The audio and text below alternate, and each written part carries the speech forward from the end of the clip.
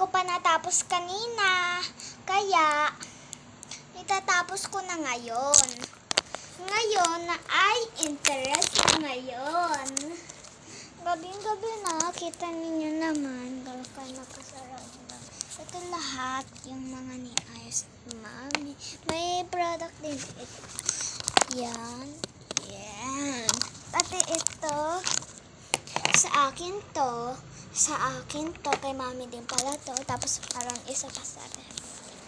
Kasi maganda yun pag malamig. Sana yun. Alang laki ng papaya. Ito guys.